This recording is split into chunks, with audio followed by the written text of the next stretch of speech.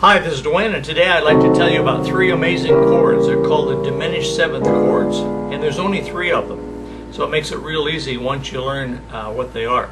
A diminished 7th chord is a stack of minor thirds. In other words, above the bottom note, whatever it is, you go up a minor third, which is that.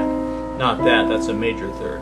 And then above that, you go up a minor third, which is a whole step and a half, just like that was a whole step and a half.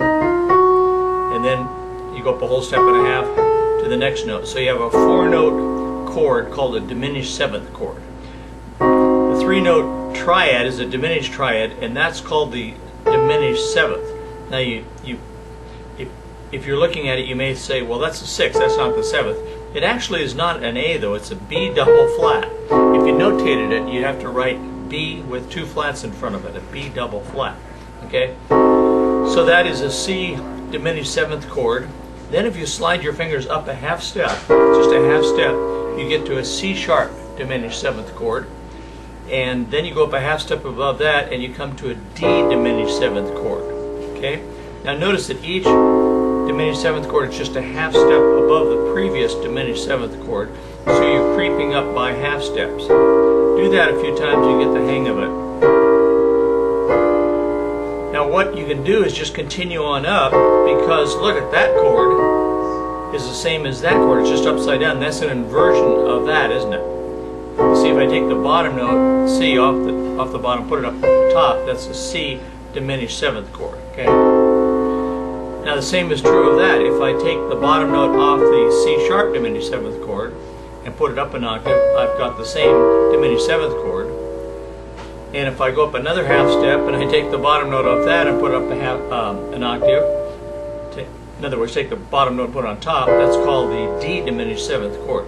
Now, one of the qualities of a diminished 7th chord is the fact that it can be named, it has 4 different names. In other words, this is a C diminished 7th chord, this is the E flat diminished 7th chord, this is the G flat diminished 7th chord, and that's the B double flat diminished chord. 4 names, okay? In other words, is that the C diminished chord, 7th chord? Yes. Is that the E flat diminished 7th chord? Yes. Is that the G flat diminished 7th chord? Yes. Is that the A diminished 7th chord? Yes. And no matter where you play it on the keyboard, of course, or play it upside down until the cows come home, it's still the diminished 7th chord, right? That same diminished, it just had 4 different names. So if you go up a half step from that, you come to C sharp, E, G, and B flat. That's called the C sharp diminished 7th chord, the E diminished 7th chord, the G diminished 7th chord, and the B flat diminished 7th chord.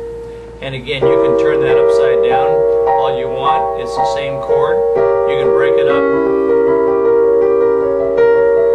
By the way, diminished 7th chords are famous in movies for creating tension. Listen to some movie that has a lot of tension in it, particularly the older movies, and you'll hear a lot of diminished 7th chords. In the newer movies, they have synthesizers that make all kinds of metallic sounds and things that are scary, but in the old days they used diminished chords or diminished 7th chords to create that sense of weirdness or mystery.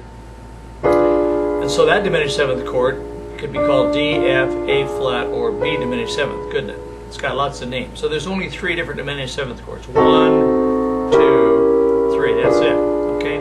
Now, another quality of a diminished 7th chord, and there's more than I have time to tell you, but another quality is if you lower any note of a diminished 7th chord by half step, you get a 7th chord. In other words, lower C to B, and what's that? That's B7. If I lower E flat a half step, I have D7th. If I lower G flat a half step, I've got F7th. If I lower A a half step, I have A flat 7th. Okay? Now, why do I need to know that? Well, it's useful in modulating. If you're playing along and you want to go from, say, the key of C, you can go to that diminished 7th chord and then lower the bottom note to B, and that's the B7th chord, which is the 5/7 chord in the key of E. So if you want to transpose from the key of C to the key of E without being too abrupt, you can do it that way. See that? And that's true of any diminished 7th chord. Lower the bottom note a half step, or any note a half step, and it becomes a 7th. If I want to go a half step below the top note, that's B flat 7th, and that takes me to E flat. It always creates the 5-7 chord of the next chord in the circle of fourths. And I presume you know the circle of fourths. If you don't, you need to learn the circle of fourths, because a lot of truths of chord progressions and so on are embedded in that circle of fourths, or circle of keys, or circle of fifths, as some people call it. It's all the same thing. Okay, so that's the three amazing diminished 7th chords. Get acquainted with them and experiment a little bit, and you'll find that you'll discover other things that I didn't have time to tell you. They have other qualities too. Okay, try moving 2 notes, for example. Any 2 notes, a half step.